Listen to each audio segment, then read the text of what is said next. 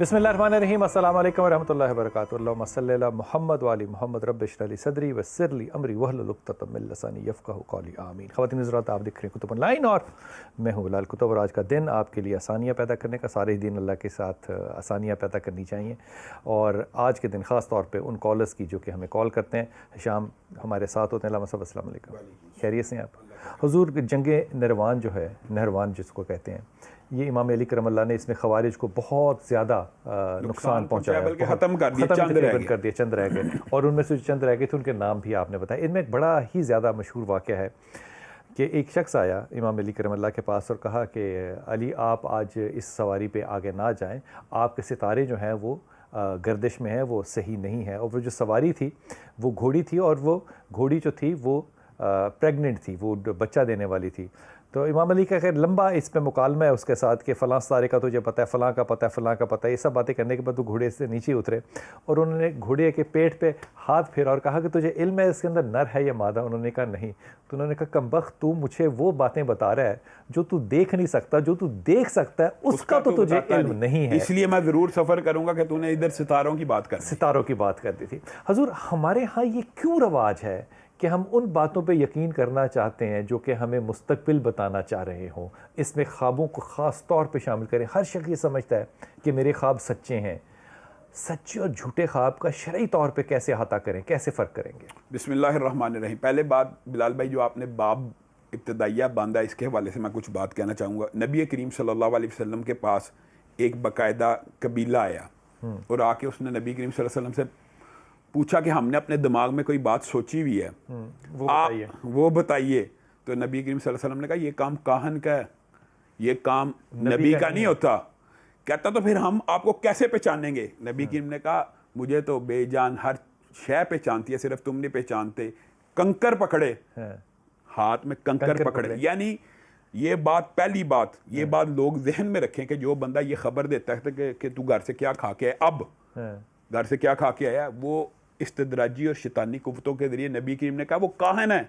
नबी करीम से वो आके पूछ रहे हमने क्या सोचा है? आपसे मुराद है जादू करने वाला, टूना करने वाला। कहानत एक ऐसा इल्म है बिलाल भाई जिसके जरिए इंसान दूसरे शख्स के साथ जो शैतान या करीन पैदा हुआ होता है उससे इतलात हासिल कर लेता है कि ये क्या करके आया, इसके मादी में क्या वाकया। तो इसको कहानत। नबी करीम ने कहा मैं काहन नहीं हूँ, हालांकि नबी करीम अल्लाह की मदद से बयान कर देते हैं, लेकिन अकीदा बयान किया मैं काहन नहीं हूँ। का कैसे पता लगेगा? क्या ये कंकरियां मेरी गवाही देंगी? सब ने गवाही दी, उन्होंने इस्लाम का कबूल कर लिया। दूसरी बात जो आपने बात की है कि ख्वाबों का क्या मकाम है, तो नबी करीम सल्लल्लाहु अलैहि वसल्लम ने कहा ख्वाब नबुव्वत का 46वां हिस्सा, 46। हाँ, इसको 46वां हिस्सा क्यों कहा गया, इसके बारे में उलमा ने बड़ी तफसील लिखी है। उनमें से एक बात यह है, चूंकि नबी करीम सल्लल्लाहु अलैहि वसल्लम को इब्तदाई तौर पर 6 माह ख्वाब आए। नबी करीम जो ख्वाब देखते अगले दिन पूरा हो जाता, जो भी ख्वाब देखते कुछ दिनों बाद उसकी तबीर जाहिर हो जाती। तो नबी करीम सल्लल्लाहु अलैहि वसल्लम की कुल नबूवत 23 बरस सी, पहले 6 माह। इसका मतलब है 23 ज़रबे 2 46वां हिस्सा। ये बाद ने ये कहा, बाद ने ये इसकी तबीर और राजे कोल यही है। और बाद ने कहा 46वां हिस्सा इसलिए है कि नबूवत का एक जुज, वैसे तो नबी आपको पता आखिरी नबी हैं, उनके बाद कोई नबी नहीं आएगा। नबी करीम ने कह दिया मेरे बाद कोई नबी नहीं आएगा, लेकिन नबी करीम ने कहा ख्वाब बाकी रहेंगे। किसी बंदे को ख्वाब आ सकता है और ख्वाब में खुशखबरी भी आ सकती है, ख्वाब में डराना भी आ सकता है, और आने वाले वक्त की बुराई भी आ सकती है। लेकिन सच्चे और अच्छे ख्वाब को और जाली ख्वाब को या झूठे ख्वाब को कैसे तकसीम करेंगे? पहले कॉलर से बात कर लूँ, फिर मैं आपकी तरफ आता हूँ। जी अस्सलाम वालेकुम बेटा। वालेकुम सलाम जी मेरी बेटी।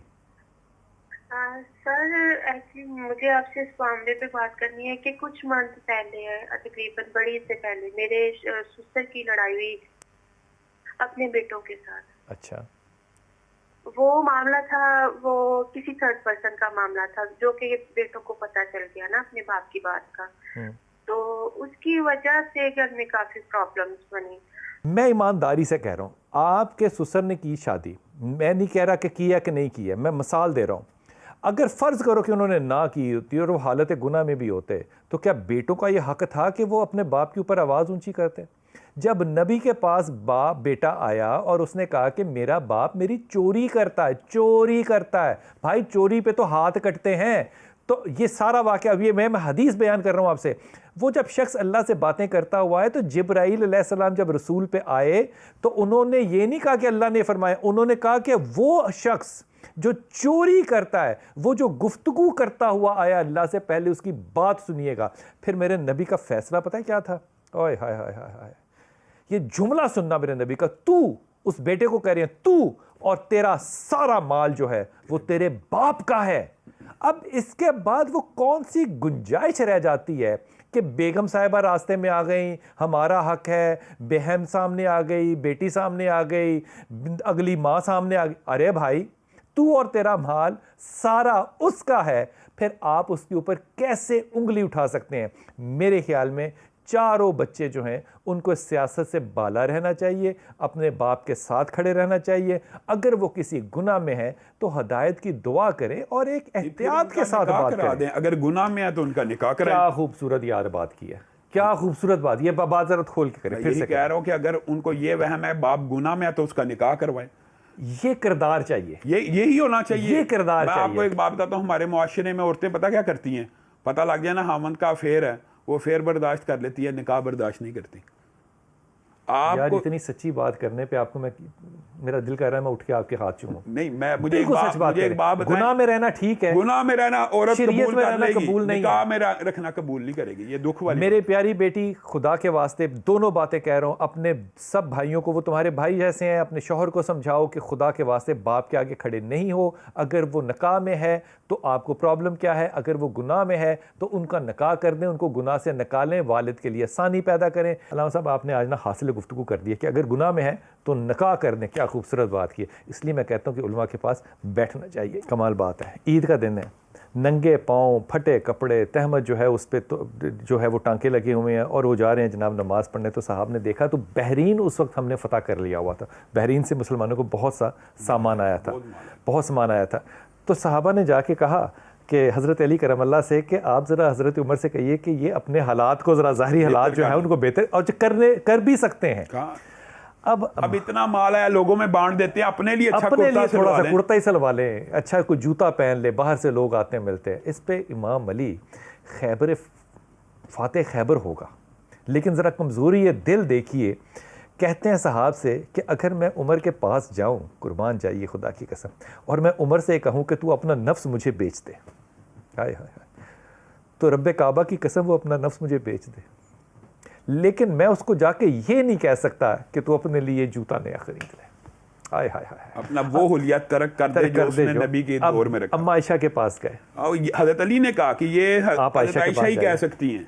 अम्मा आयशा ने जब कहा तो आपने अपनी दाढ़ी को पकड़ के क्या कहा इसमें अम्मा सफ़ेद बाल देखो, अब मेरे पास जो वक्त है वो मुख्तसर है, आप नहीं चाहती कि मैं नबी को वैसे ही जाके मिलूं जैसे वो मुझे छोड़ के गए थे। बिलाल भाई, हज़रत उमर की ये जो उसवा और सीरत है ना, अब मैं इसका एक दूसरा पहलू भी देखता हूँ। एक तो अपनी ज़ात के ऊपर है, एक लोगों के ऊपर कैसे है। याला बिन उमैया तवाफ कर रहे हैं, फरते जज्बात हर बंदे के होते हैं। आप और हम जब जाते हैं खाना काबा, इंसान जज्बाती हो जाता है। याला बिन उमैया भी साहबी हैं। अब रुकने यमानी के करीब पहुंचे, फरते जज्बात में आके उससे गले लग गए, उसको चूमना शुरू कर दिया। हज़रत उमर ने दुर्रा निकाला, मा तुफ्ता मार रसूली, क्या तूने रसूलुल्लाह सल्लल्लाहु अलैहि वसल्लम के साथ तवाफ किया था? या अल्लाह बिन उमैया ने क्या किया था? क्या रसूलुल्लाह सल्लल्लाहु अलैहि वसल्लम ने यहाँ पे आके फरते जज्बात में बोसा और गले लगाया था? नहीं, वो तो हजरे अस्वद को चूमा। तो हज़रत उमर ने कहा, अल्लाह की कसम अगर तू इस हरकत से बाद ना आया, मैं तुझे दुर्रे लगाऊंगा। यानी हज़रत उमर ना सिर्फ अपनी ज़ात के अंदर जैसे वो किसी भी तब्दीली का कायल नहीं, दीनी अमूर में भी किसी तब्दीली का कायल नहीं थे। और हज़रत अबू बकर का भी यही कौल मौजूद है। एक सहाबी को उन्होंने देखा, वो आ रहे हैं, उन्होंने क्या तलबीब पढ़ी। अब देखें बिलाल भाई, अल्फाज के अंदर कितना को फ़र्क है। लब्बैक अल्लाहुम्मा लब्बैक, अल्लाह को कह रहे हैं ना, अल्लाह मैं हाज़िर हुआ। वो बंदा आके कहता है लब्बैक या ज़ल मारिज, ये भी अल्लाह की सिफत है, दिल मारिज, ऊंचाई वाला। लब्बैक या ज़ल मारिज। अबू बकर ने कहा, इधर आ, क्या कहता है? रसूलुल्लाह सल्लल्लाहु अलैहि वसल्लम की तलबी का पता है? उन्होंने क्या कहा था? लब्बैक अल्लाहुम्मा लब्बैक।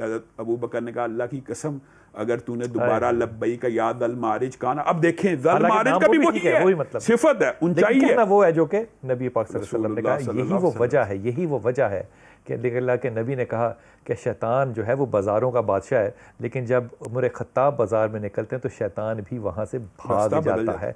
ये है वो अकीदा, तो मैं नहीं कहना चाहता, ये इत्तबा है वो नबी की, इत्तबा रसूल है जो कि आपको इतनी बरकत दे। इंशाअल्लाह जो आपने या सलाम बताया ना, असल में ये आयत भी है, या नारू कूनी बरदम व सलामा। जो आपने कहा आग ठंडी करती है तो अगर ये आयत पढ़ना शुरू कर देना, या नारुकूनी बर्दम, या नारुकूनी बर्दम व सलामा, जैसे आपने या सलाम का, ये या सलाम इस आयत का मुखफ़फ़ समझ ले, या नारुकूनी बर्दम व सलामा, इससे गुस्सा ठंडा होता है। और एक बात मैं और कहना चाहता हूँ, जो पहले बहन ने सवाल किया, किसी को भी रिश्ते का अगर मसला है ना, सूरत कसस आयत नंबर 24, रब्बी, हाँ आयत नंबर 24, रब्बी इन्नी लिमा अनज़लता इलैया मिन खैरिन फ़कीर। अच्छा, जिसकी हुई हो दूसरी हो जाती है, वो दूसरी भी हो सकती है, इसमें क्या मसला है?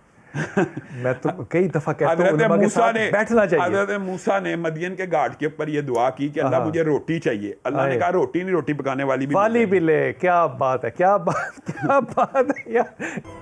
बिस्मिल्लाहिर्रहमानिर्रहीम। हज़रत, दो लोगों ने ख्वाबों के ऊपर बड़ा काम किया है। सेगमेंट फ्रॉइड ने काम बहुत ज़्यादा किया, जबकि उसके पास कोई डेटा अवेलेबल नहीं था। जिस मुल्क में वो रहता था, वीनस में, वहाँ भी कोई ऐसे जवाब नहीं, उसने सोच के किया सारा काम। अच्छा। और इमाम इब्न सीरी ने जो काम किया वो कमाल काम है। और हैरत पता क्या है कि दोनों के अंदर जो ताबीर ख्वाब है वो ऑलमोस्ट बराबर है। अच्छा, मुझे इस बात का इल्म नहीं था, लेकिन ये तबीर का एक ख़ास फ़न होता है। और तबीर में आपको एक बात बताऊँ, हमेशा मुखलिस मुअब्बर से पूछनी चाहिए, वरना तबीर के बारे में चंद हदीसें भी हैं कि ये अगर कोई बंदा तबीर कर दे और तो वकूफ़ पज़ीर हो भी जाती है। हाँ, वकूफ़ पज़ीर हो जाती है। मैं ये बात कहना चाहता हूँ कि जिस बात से हमने इब्तिदा की थी कि कई मरतबा इंसान सोचता है कि मुझे ये ख्वाब आई है, आया ये तबीर वाली है या बगैर तबीर के। इसका बड़ा आसान कुलिया, बहुत आसान। जो इंसान की ख्वाहिश है और जो इंसान का खौफ है, सिर्फ दो ही चीज़ें होती हैं, एक ख्वाहिश है, एक खौफ। ये कभी ख्वाब में आए तो ये ख्वाब तबीर वाली नहीं है, ये लाशऊर है। अगर ख्वाहिश और खौफ दोनों मतलब एक इंसान को ख्वाहिश है, मैं मिसाल दे रहा हूँ कि मेरी ख्वाहिश है शादी हो जाए, नहीं ये तो दुआ है। मैं मिसाल दे रहा हूँ, चलो ख्वाहिश है कि मैं इंग्लैंड चला जाऊँ, मैं अमेरिका चला जाऊँ। अच्छा, तो अगर उसको ख्वाब आएगी ना, ये ख्वाहिश लाशऊर से जागी है। ठीक, ये इमाम इसका ताबीर से इमाम इब्न सीरीन ने लिखा है। दूसरी बात है खौफ। इंसान को किसी चीज से खौफ है कि मैं ऊंचाई से गिरता हूँ, यानी इंसान को एक फोबिया है, सांप का फोबिया, शेर का फोबिया, वह हकीकी है। अगर ख्वाब में वही देख रहा है, ये ताबीर वाली ख्वाब नहीं है। वाह क्या बात। और इमाम इब्न सीरीन ने कहा तीसरी ख्वाब बिस्यार होरी से भी आ सकती है कि इंसान ने खुराक इतनी खाई है, वो बुखारात दिमाग में गए हैं, लाशऊर, लेकिन वो भी लाशऊर रहती है। तो सच्ची ख्वाब कौन सी? सच्ची ख्वाब का ये होता है, मिसाल दे रहा हूँ, जो बात आपके जहन में नहीं थी, मैंने ख्वाब देखी, मेरे सारे दांत टूट गए। अब ये खौफ भी नहीं था, ख्वाहिश भी नहीं थी, इसकी तबीर आपने मुअब्बर से पूछनी है। समझ गए ना, ये तबीर वाली ख्वाब है। इस तरह की ख्वाब आना, मैंने देखा ख्वाब आई कि मेरे पीछे भैंस पड़ी है, इसकी आपने तबीर पूछनी है। मैंने ख्वाब देखी कि मेरा जूता गुम हो गया। अच्छा, मैं आपको अब अपनी ज़िंदगी का एक बात वाक़या बताता हूँ, है तो थोड़ा सा हैरत अंगेज़ भी है। एक औरत मेरे पीछे पड़ गई कि मैंने ख्वाब देखी है कि मेरा जूता गुम गया। मैं कहा आप इस ख्वाब का ना सदका दें, मुझे तबीर बताएं लामा साहब। मैं कहा आप इसकी तबीर मेरे से ना पूछें, क्योंकि तबीर कर देना है जल्दी वकूफ़ पज़ीर होती है। आप इस ख्वाब का सदका दें, आपको कसम लगे आपने बताना। मेरे पीछे पड़ गई। मैं कहा ये आपकी तबीर अच्छी नहीं है, मैं आपको ये बता रहा हूँ, अच्छी नहीं है, बता दे। मैं कहा ये आपके खामद की फौतगी की तबीर है, क्योंकि मर्द जो होता है वो, आप नंगे पाँव हो गई हैं, वो आपकी जो चप्पल थी वो उतर गई। तो जब मैंने तबीर बताई, कुछ दिन बाद उसका फ़ोन आया कि ये वाक़या हो गया। मैं कहा आपको तबीर नहीं थी पूछनी चाहिए, आपको उस वक्त सदका देना चाहिए था। इस तरह की जो ख्वाबें होती हैं ना, इनके अंदर इशारे मौजूद होते हैं। और मैं आपको एक बात और बताऊँ, ख्वाब सिर्फ इतला नहीं होती, ख्वाब बराए तदबीर भी होता है, गाइडेंस भी होती है। गाइडेंस और तदबीर देखें, हज़रत यूसुफ का जो ख्वाब है, क्या बात, वो सारे का सारा तदबीर के लिए आया है कि ये वाक़या होने लगा, 7 साल ये इनकी प्लानिंग कर लो, पहले से प्लानिंग कर लो। क्या बात है। और दूसरी बात यह है कि एक बात और समझने की जरूरत है कि आपका ख्वाब आपके लिए हुज्जत हो सकता है, मेरे लिए नहीं। अगर ये कुलिया अपना लिया जाए ना, तो माशरे के अंदर झूठे ख्वाबों की वैसे औसत नहीं हो। नबी करीम ने फरमाया जो बंदा झूठी ख्वाब सुनाता है ना, उसका अदाब और वईद बहुत ज़्यादा है, क्योंकि असल में झूठी ख्वाब नबूवत का एक हिस्सा है, 46वां हिस्सा है, लेकिन वो हुज्जत शरी दूसरे के ऊपर नहीं है। आप जो कि इसकी वजह बड़ी आसान फहम है। एक बंदा के मुझे ख्वाब में आया है, झूठा हो, नबी करीम ने कहा कि फलां बंदा ये काम करे, मेरे लिए ये हुज्जत नहीं है। क्या बात है, इस बात को मैं बढ़ा रहा हूँ सर, ये बात आपने बिल्कुल सही की। फ्रॉइड भी ऐसे कहते हैं, इमाम भी ऐसे कहते हैं। एक खातून थी हमारी जानने वाली, मैं उन्हें बड़ी अच्छी तरह जानता हूँ। उन्होंने किसी शख्स से कहा कि मैंने ख्वाब में देखा कि अल्लाह ताला ने आपको मुझे दे दिया है, तो अब आप मुझसे शादी कर लें। अब ये देखिए, ये हुज्जत नहीं है, हुज्जत है कि ख्वाब उन्होंने देखा है, हुज्जत पूरी करने के लिए वो आ जाए। लेकिन इसमें जो एक मेरे ख्याल में बड़े सबक की बात है ना, वो ये कि खुदा के वास्ते जब आप किसी के पास जाएं और वो शख्स एक बात कह रहा है, लामा साहब ने कहा कि ना पूछो, तो अदब यह है कि ना पूछो। अगर इतनी ही बद अखलाकी है तो फिर आप उसका जो खुमियाजा है वो भी भुगतें। मेरे ख्याल में ये एक बहुत बड़ा वैक्यूम है हमारे माशरे में कि हम चाहते हैं कि जनाब मुझे तली के तली जो है ना वो फौरी तौर पे जो है उसका फ़ैसला सुना दिया जाए। ये मजाज इंतहाई कमज़ोर है। बिलाल भाई, बात ख्वाबें जो होती हैं वो शैतानी भी होती हैं। अब एक देखें मसलन एक बंदा के कि मुझे ख्वाब आई है, मुझे आवाज़ आई है रूहानी कि अपने बच्चे को ज़बह कर दो, या अब बताएं ये ख्वाब नबी के लिए हुज्जत थी, तेरे लिए नहीं है। क्या बात है, क्या बात है। और लोग इस तरह के ख्वाबों के पीछे मुआशरे में माशरा, बिल्कुल क्या बात है। हुजूर बहुत शुक्रिया। जो प्यास है ना वो लग जाती है आपसे गुफ्तगू करके, बुझती कोई नहीं है। ये मैं आपको ना तशबीहन नहीं हकीकतन बात कह रहा हूँ। अल्लाह ताला आपको सलामत रखे। मुलाकात होगी इंशाअल्लाह ताला। अस्सलाम वालेकुम।